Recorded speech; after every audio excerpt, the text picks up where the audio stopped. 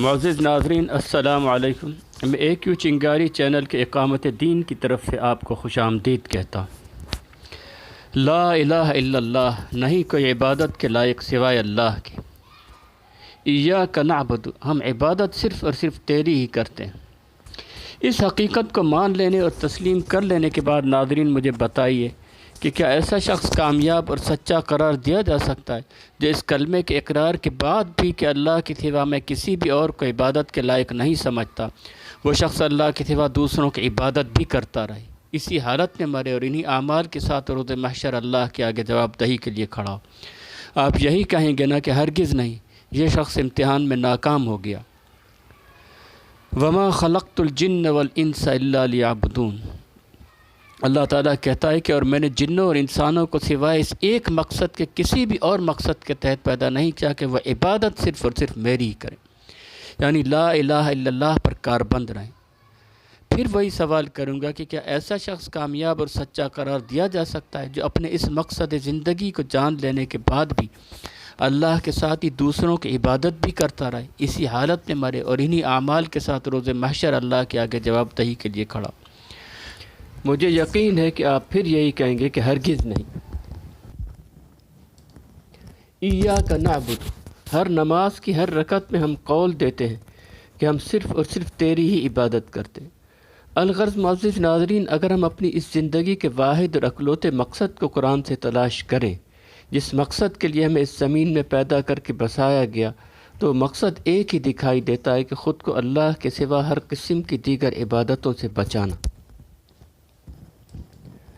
امید ہے کہ میری بات جو کہ عین اللہ کی قرآن کی بات ہے، جو کلمہ گو مسلمانوں کا مشترک کلمہ ہے اور جسے سمجھنا بھی کوئی بہت زیادہ مشکل نہیں، سمجھ لینے کے بعد آپ یقیناً یہ بھی جاننا چاہیں گے کہ ایک اللہ کے سوا دوسرے کسی بھی اور کی عبادت سے ہم خود کو کس طرح بچا سکتے ہیں۔ اس ویڈیو اور اس اقامت دین چینل کا مقصد بھی یہی ہے کہ آپ کو بتا دیا جائے کہ ہر قسم کی غیر اللہ کی عبادت سے خود کو بچانے کے لیے آپ پر کیا کیا ذمہ داریاں عائد ہوتی، کیا کچھ آپ کو کرنا ہی کرنا ہے، اور وہ کیا ہے جو آپ کو کسی طور نہیں کرنا، خواہ اس کے لیے آپ کی جان ہی کیوں نہ چلی جائے۔ معزز ناظرین، اللہ کے سوا کسی بھی اور کی عبادت کرنے کو قرآن شرک سے تعبیر کرتا ہے، لہٰذا اللہ کے قرآن میں بار بار یہ تاکید کہ کسی طور بھی شرک نہ کرنا، تو اس سے مراد یہی ہے کہ ایک اللہ کے سوا کسی اور کی عبادت کر کے اس کسی اور کو اللہ کا شریک مت بنانا، کیونکہ یہی انسان کا اصل امتحان ہے، یہی زندگی کا اکلوتا مقصد ہے۔ لہذا شرک سے بچنے کی قرآن میں اس حد تک تلقین ہے کہ اللہ کے رسول صلی اللہ علیہ وسلم نے فرمایا کہ شرک مت کرنا اگرچہ تمہارے ٹکڑے ٹکڑے ہی کیوں نہ کر دیے جائیں، جیسا کہ آپ اس حدیث میں دیکھ سکتے ہیں۔ حضرت ابو درداء رضی اللہ تعالیٰ سے مروی ہے کہ رسول اللہ صلی اللہ علیہ وسلم نے فرمایا اگر تم کو ٹکڑے ٹکڑے کر دیا جائے پھر بھی شرک نہ کرنا۔ معزز ناظرین، یہ بھی آپ جانتے ہیں کہ شیطان ہمارا شروع سے دشمن ہے اور وہ ہمیں ہر طرح سے بھٹکاتا چلا آیا ہے، مرتے دم تک بھٹکاتا رہے گا۔ اسی شیطان اور اس کے ایجنٹوں نے اس سادہ سے مقصد زندگی کے ایک اللہ کو چھوڑ کر کسی بھی اور کی عبادت نہیں کرنی سے ہمیں بری طرح بھٹکا کے رکھا ہوا ہے۔ ہم کلمہ کو مسلمانوں میں عبادت کے حوالے سے 3 بہت ہی بڑی بڑی جہالتیں اور غلط فہمیاں پھیل کر رہ گئیں۔ جب تک یہ غلط فہمیاں رفع نہ ہو جائیں، ہمارے ذہنوں سے دور نہ ہو جائیں، ہم عبادت کا ہی درست تصور سمجھنے کے قابل نہ ہوں گے، اور جب عبادت ہی کو ہم نے غلط یا محدود یا ناقص سمجھا ہوگا تو ہم کس طرح اپنی زندگی کے اکلوتے مقصد لا الہ الا اللہ، عبادت سوائے اللہ کی کسی کی نہیں کرنے کو درست ادا کرنے کے قابل ہو سکتے ہیں۔ معزز ناظرین، اگر آپ مسلمان ہیں اور جنت اور جہنم پر یقین رکھتے ہیں تو یقین جانیے آپ وہ سمجھنے جا رہے ہیں جس کا سمجھنا آپ کی زندگی کے لیے سب سے اہم اور ضروری ہے۔ آپ کے کاروبار، آپ کی نوکری، آپ کے والدین، آپ کی اولاد، آپ کے رشتہ داروں، سب سے بڑھ کر ضروری ہے۔ عبادت کے درست تصور کو سمجھ کر ہی آپ غیر اللہ کی عبادت سے بچ سکتے ہیں۔ آپ اپنے والدین، اولاد، رشتہ داروں، کاروبار، نوکری وغیرہ کو بھی اللہ کی حدود کے مطابق درست انداز میں برتنے کے قابل ہو سکتے ہیں۔ عبادت کے حوالے سے جو 3 بڑی بڑی غلط فہمیاں پھیلی ہوئی ہیں یا پھیلا دی گئی ہیں، ان پر ہم مدلل بات کرتے ہیں۔ ہمیں امید ہے کہ آپ ہر قدم پر ہماری بات کی تائید کرتے چلے جائیں گے، کیونکہ ہماری ہر بات اسی اللہ کی کتاب قرآن کے عین مطابق ہے جس اللہ نے آپ کو پیدا کیا، آپ کو سوچنے سمجھنے اور عقل و دانش عطا کی۔ لہذا ممکن نہیں کہ ہماری بات عین قرآن کے مطابق بھی ہو اور آپ کی عقل اس کو تسلیم نہ کرے۔ یہاں میں یہ بھی بتاتا چلوں کہ اللہ نے اور اس کے رسول صلی اللہ علیہ وسلم نے اور صحابہ کرام نے کبھی بھی یہ نہیں کہا کہ اپنی عقل کی آنکھیں بند کر کے اپنے اپنے مذہبی پیشواؤں کی اندھی اطاعت و تقلید کرو، بلکہ ایسے عقل کے اندھے انسانوں کو تو سب سے بدترین جانور قرار دیتا ہے۔ ان شر الدواب عند اللہ الصم بکم الذین لا یعقلون، اللہ کے نزدیک بدترین مخلوق جانور وہ گونگے بہرے لوگ ہیں جو عقل سے کام نہیں لیتے۔ پہلی غلط فہمی یہ کہ زیادہ تر کلمہ گو انسان یہ سمجھ بیٹھے ہیں کہ ہمیں اس لیے پیدا کیا گیا کہ ہم اللہ کی زیادہ سے زیادہ عبادت کریں، خوب نمازیں پڑھیں، روزے رکھیں، تسبیحیں پڑھیں، اللہ کے نام کی تسبیحیں، حج و عمرے کریں، یہی اللہ کی خوشنودی کا بہترین راستہ اور یہی کافی ہے۔ حالانکہ اصل مقصد زندگی کا ہم جائزہ لے چکے ہیں کہ زیادہ سے زیادہ کہ اللہ کی عبادت ہے ہی نہیں، بلکہ لا الہ یعنی خود کو اللہ کے سوا کسی بھی اور کی عبادت سے بچانا، یہ ہے ہمارا اصل مقصد زندگی۔ عزیز ساتھیو، تھوڑا سا غور کر لیں کہ کیوں نماز کی ہر رکعت میں یہ نہیں کہلوایا گیا کہ اے اللہ ہم زیادہ سے زیادہ تیری عبادت و تسبیح کریں گے، بلکہ قبلہ رو ہو کر کھڑے ہو کر ہاتھ باندھ کر یہ قول لازمی قرار دیا گیا اور کہلوایا گیا کہ ایاک نعبد، ہم صرف اور صرف تیری ہی عبادت کرتے، یعنی تیرے علاوہ کسی بھی اور کی عبادت ہم نہیں کرتے، کیونکہ ہمارا مقصد زندگی اللہ کی زیادہ سے زیادہ عبادت کرنا ہے ہی نہیں۔ ہمارا اصل مقصد زندگی بچانا ہے، خود کو ایک اللہ کو چھوڑ کر کسی بھی اور کی عبادت سے خود کو بچانا ہے، جو خود کو غیر اللہ کی عبادت کے شرک سے بچانا ہے، یہ ہمارا اصل مقصد زندگی۔ ان اللہ ربی و ربکم فاعبدوہ ھذا صراط مستقیم، بے شک اللہ میرا رب ہے اور تمہارا بھی وہی رب ہے، بس اسی کی عبادت کرو، یہی سیدھا راستہ ہے۔ ناظرین، آپ بھی صراط مستقیم کے ہی طلبگار ہیں نا، صراط مستقیم پر ہی چلنا چاہتے ہیں، تو یہ اللہ تعالیٰ قرآن صاف صاف بتا رہا ہے کہ صرف اللہ کی عبادت کرو، یہی صراط مستقیم ہے۔ معزز ناظرین، شرک کے لفظ سے تو آپ واقف ہی ہوں گے اور یقیناً اس سے خود کو بچانا بھی چاہتے ہوں گے اور جانتے ہی ہوں گے کہ شرک ناقابل معافی گناہ ہے۔ اللہ نے نبی کریم صلی اللہ علیہ وسلم کو بھی قرآن میں صاف صاف کہہ دیا کہ لئن اشرکت لیحبطن عملک،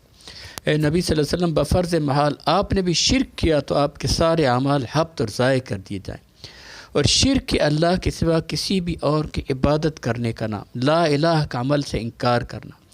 اور لہذا قرآن میں بار بار طرح طرح سے یہی بنیادی حقیقت سے انسان کو مطلع کیے رکھتا ہے۔ وَقَضَىٰ رَبُّكَ أَلَّا تَعْبُدُوا إِلَّا إِيَّاهُ، اور تمہارا پروردگار صاف صاف حکم دے چکا ہے کہ تم اس کے سوا اور کسی کی عبادت نہ کرو۔ وَاعْبُدُوا اللَّهَ وَلَا تُشْرِكُوا بِهِ شَيْئًا، اور صرف اللہ کی عبادت کرو، عبادت میں اس کے ساتھ کسی کو شریک نہ کرو۔ یہ ہے وہ صاف صاف واضح فرمان جو اب بھی اگر کسی کی سمجھ میں نہ آئے تو کیا کہا جا سکتا ہے۔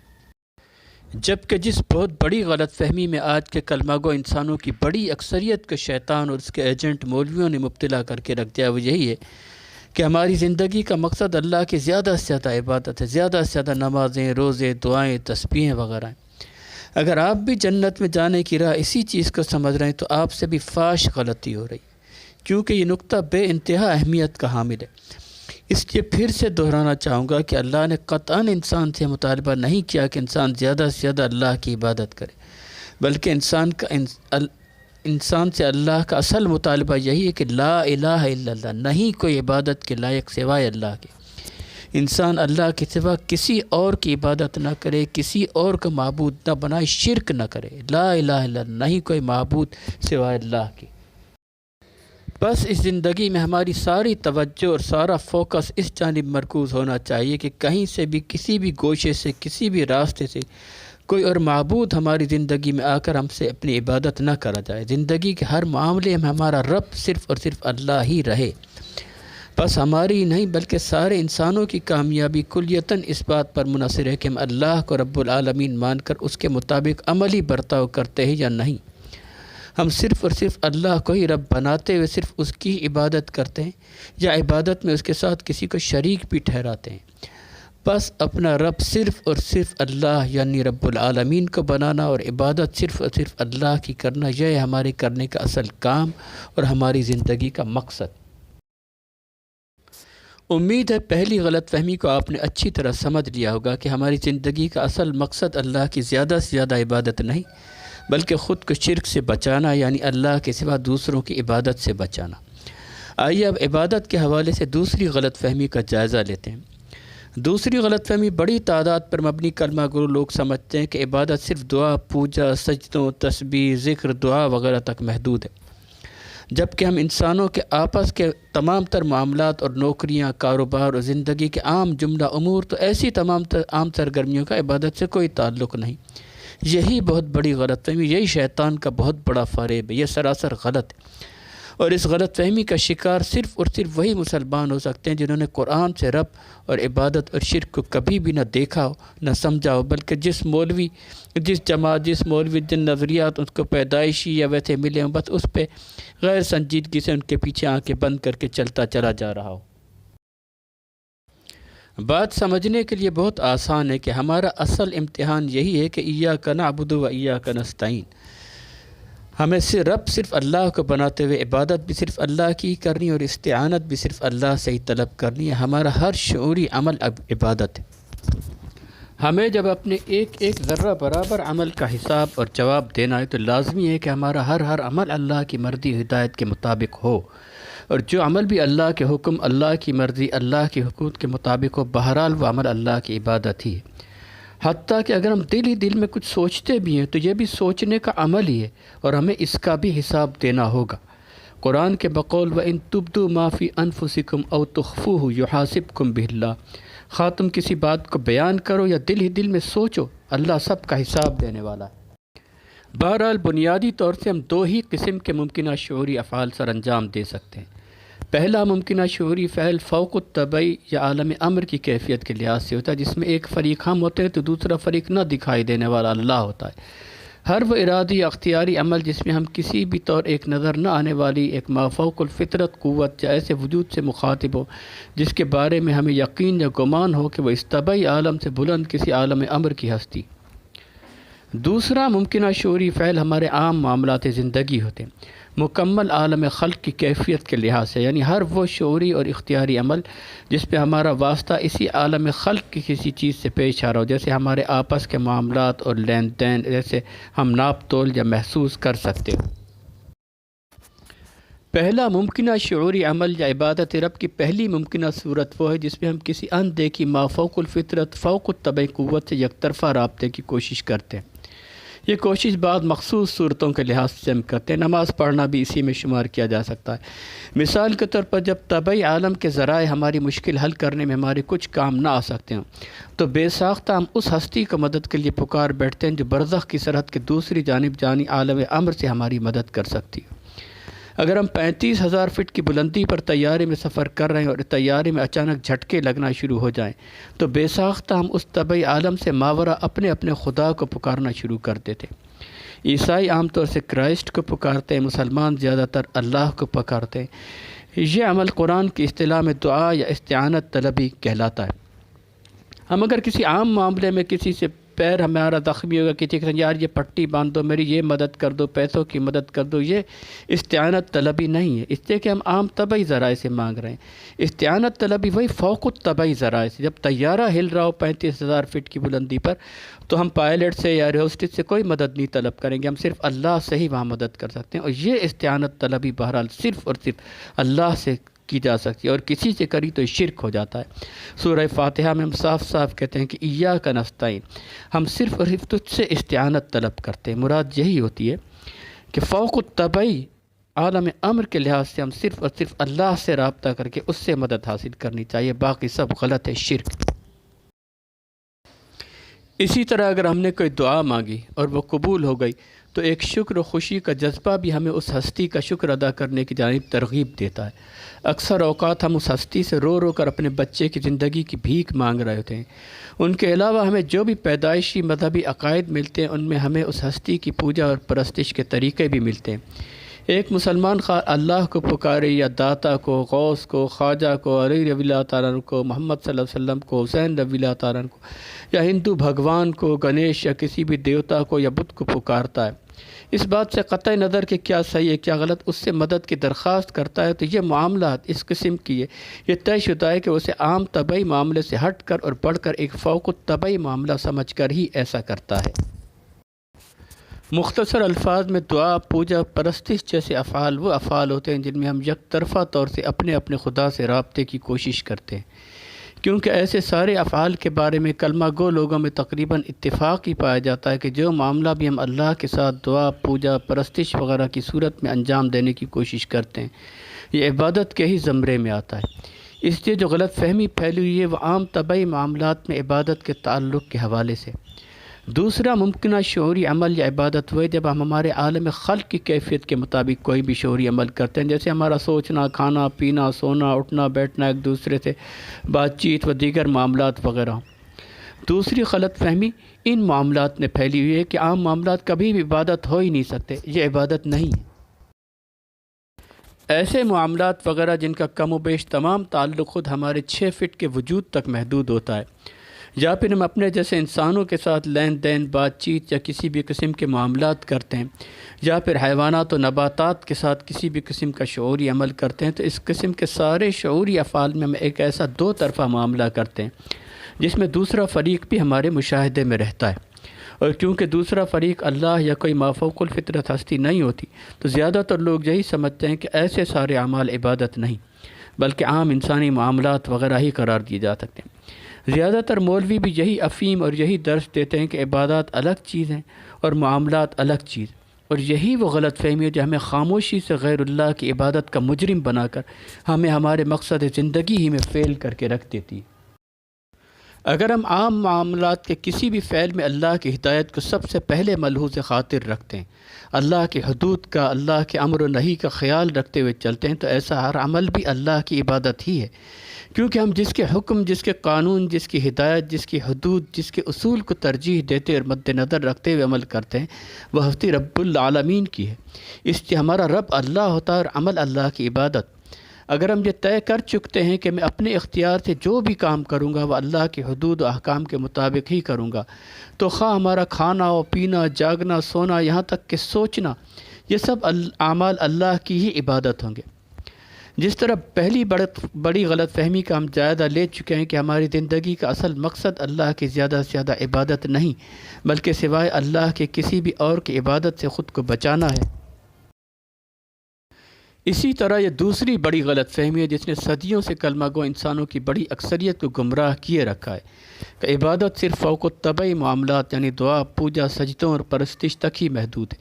یعنی جو کام بھی صرف اللہ سے رابطے کے لیے کیا جائے، یعنی اللہ کے آگے سجدہ، اس سے دعا، اس کی پرستش، وہ تو عبادت ہے، لیکن جو کام اپنے جیسے انسانوں کے ساتھ یا حیوانات کے ساتھ یا کھانے پینے وغیرہ جیسے کام، یہ عبادت نہیں ہے۔ عزیز ساتھی، اصل حقیقت یہ ہے کہ ہر انسان کا ہر شعوری عمل عبادت ہی ہے، کیونکہ مولویوں کی صدیوں سے دی افہیم نے ہمارے ذہنوں میں عبادت کا محدود اور ناقص تصور بری طرح پیوست کر کے رکھ دیا ہے۔ لہذا ضروری ہے کہ قرآن اور عقل کی روشنی میں ہم صاف صاف دیکھ لیں اور جان لیں کہ جس طرح دعا، سجدہ، پوجا اور پرستش عبادت ہے، بالکل ویسے ہی ہمارے تمام عام معاملات زندگی بھی عبادت ہے۔ ارأیت من اتخذ الہہ ہوا، اے نبی صلی اللہ علیہ وسلم، آپ نے دیکھا نہیں اس شخص کو جس نے اپنی خواہش نفس کو ہی اپنا الہ و معبود بنا لیا؟ اب بات آپ کی سمجھ میں آ رہی کہ غور کیجئے، کیا اس شخص نے کبھی بھی اپنی خواہش نفس کو سجدہ کیا ہوگا؟ کیا خواہش نفس سے دعا کی ہوگی؟ اپنی خواہش نفس کی پرستش کی ہوگی؟ ہرگز نہیں۔ خواہش نفس کو معبود بنا کر اس کی عبادت کرنے سے مراد ہی یہی ہے کہ اللہ کے احکام و قوانین کو لات مار کر اپنی نفس کی خواہشات کو پورا کرنے کو زندگی سمجھ لیا۔ دیکھیے، معبود کون بن رہا ہے؟ اس کی خواہش نفس، یعنی وہ ذریعہ جس کے احکام و اصول و ترغیبات کو وہ اللہ کی نادر کردہ ہدایت سے آزاد سمجھ کر ان کی اطاعت پر لگ گیا۔ دوسرے عام اعمال وہ ہوتے ہیں جس میں ہم اپنے جیسے انسانوں کی بات مان کر یا ان کے حکم کی اطاعت کرتے ہوئے وہ اعمال سر انجام دیتے ہیں۔ جس طرح خواہش نفس اگر اللہ کے حکم کو لات مار کر اپنی منمانی کرائے تو قرآن کے بقول خواہش نفس معبود بن جاتی ہے، اور اس عمل میں خواہش نفس ہمارا الہ بن کر ہم سے اپنی عبادت کرواتی ہے۔ بالکل اسی طرح خواہش نفس ہی نہیں، جس بھی ذریعے کو ہم اللہ کی نازل کردہ ہدایات سے آزاد سمجھ کر اس کی اطاعت و پیروی کرتے ہیں، ہم اس ذریعے کو رب بنا کر اس کی عبادت کرتے ہیں۔ صرف اور صرف اللہ کی عبادت کا سب سے اہم پہلو یہی ہے کہ ہمیں اپنے جیسے انسانوں کی اللہ کے حکم و شریعت سے آزاد اطاعت سے بچنا ہے۔ دیکھیے سورج یا آگ یا بے جان بت ہمیں کوئی بھی ایسا حکم نہیں دے سکتا جس کی ہم اطاعت کریں۔ اسی طرح کوئی بھی حیوان، چرند پرند، گائے، سانپ و بندر بھی ہمیں ایسا کوئی حکم نہیں دے سکتا کہ ہم جس کی اطاعت کریں۔ حتیٰ کہ براہ راست اللہ تک ہم سے مخاطب ہو کر ہمیں کوئی حکم نہیں دیتا کہ فلاں ابن فلاں یہ کام کرو۔ ہم ایک معاشرتی جانور ہیں اور ہر جگہ ہمیں اپنے ہی جیسے انسانوں کے احکام کا سامنا کرنا پڑتا ہے۔ ہمارے ہی جیسے انسان ہمیں حکم دیتے ہیں، پھر یہ بھی ضروری نہیں کہ انسانوں کے سارے احکام ہم ان سے سن کر ہی ان کی اطاعت کرتے ہیں۔ اگر ہم کسی بھی ایسے آفس میں یا انجمن میں یا جماعت میں شامل ہو کر کام کرتے ہیں، جو آفس، جو انجمن، جو جماعت ایک دستور، قوانین اور اصولوں کی بنیاد پر قائم ہو کر کام کرنے والی ہو، تو لامحالہ سوال پیدا ہوتا ہے کہ جن اصولوں، جن مقاصد و احکام کی بنیاد پر وہ جماعت یا آفس قائم ہوا ہے، کیا وہ احکام و اصول و مقاصد اللہ کے نازل کردہ احکام و اصولوں کے ماتحت ہیں، ان کے مطابق ہیں، یا ان سے آزاد رہ کر بنائے گئے؟ ہم عبد ہیں، آزادی کی کوئی گنجائش ہی نہیں، یعنی پیدا ہی اللہ کے غلام ہوئے ہیں، آزادی کی ہمارے پاس کوئی گنجائش ہی نہیں۔ اللہ نے قرآن میں ایک جگہ نہیں، بار بار مختلف انداز میں یہ بنیادی حقیقت ہمیں بیان کی ہے کہ ان الحکم الا للہ، حکم صرف اللہ کا ہی ہے۔ ہمیں کسی بھی ایسے حکم کی اطاعت نہیں کرنی جو حکم اللہ کے حکم سے ٹکراتا ہو۔ ہم صرف اللہ کے غلام ہیں، اللہ کے عبد اور بندے ہیں۔ جیسا کہ عرض کیا کہ ہم سے اطاعت کرنے کا مطالبہ یا تو اللہ کا حکم کرے گا یا کوئی ایسا انسانی حکم جو اللہ کے حکم سے ٹکراتا ہو۔ اگر ہم ایسے انسانوں کے حکم کی بلا چون و چرا اطاعت کرتے ہیں جو اللہ کے حکم کے مطابق نہ ہو، تو ہم اتنا صریح شرک کرتے ہیں جس کے شرک ہونے میں کوئی شبہ ہی باقی نہیں رہتا۔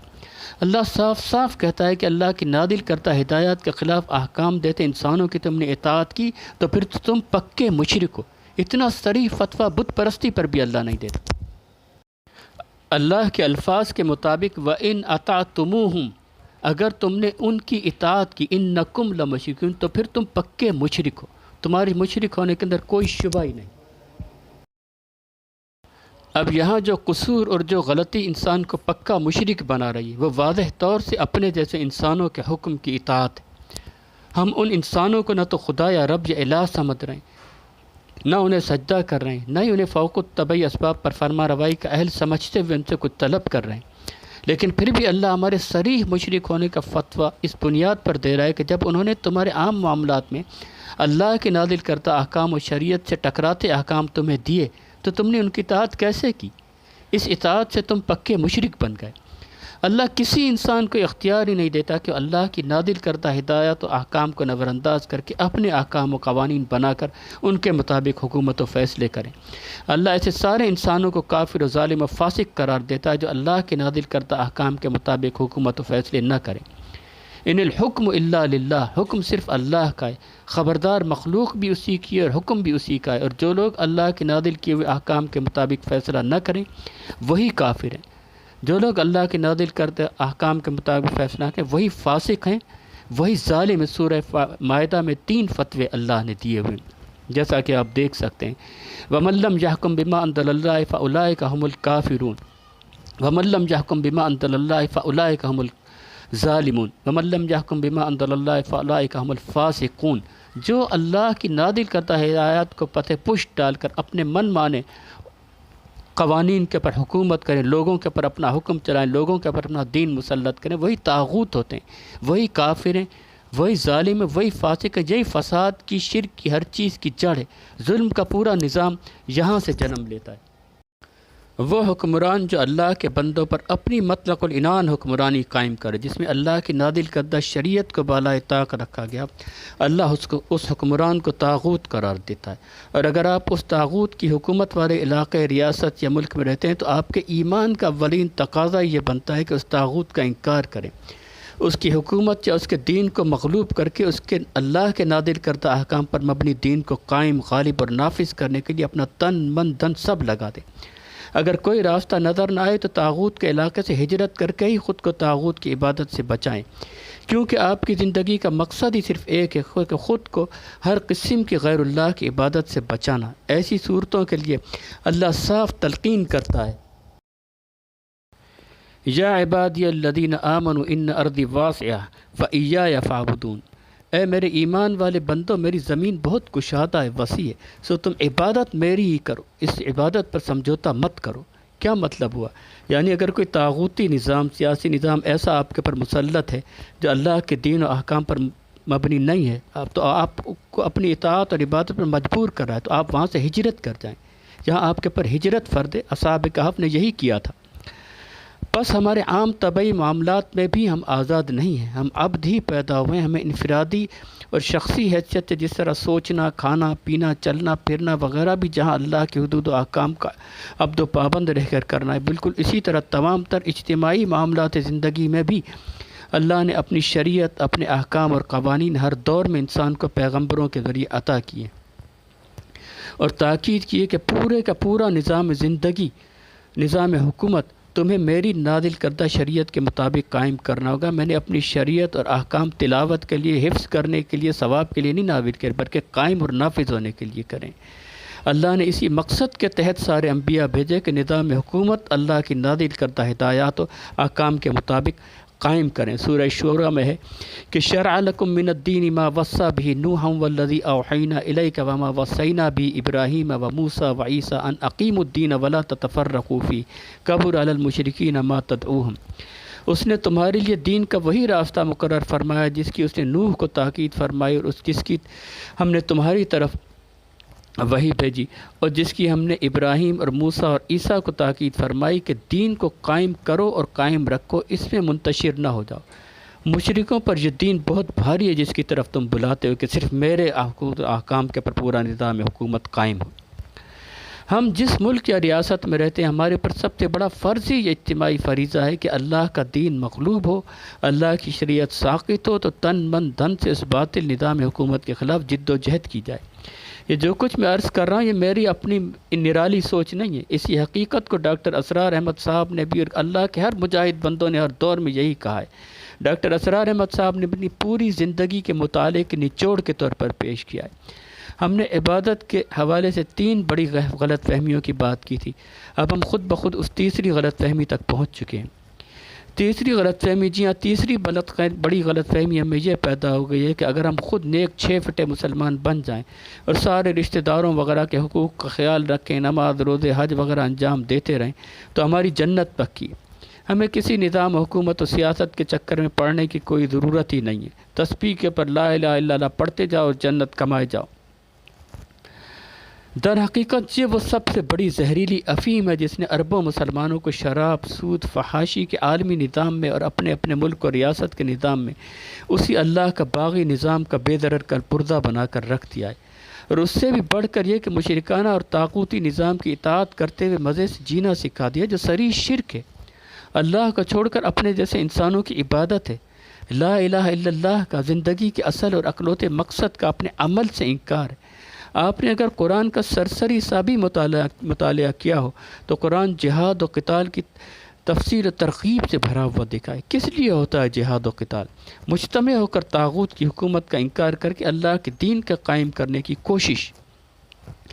عزیز ساتھیو، صرف اور صرف اللہ کی عبادت کے حوالے سے ہمارا اصل امتحان ہے ہی اجتماعی۔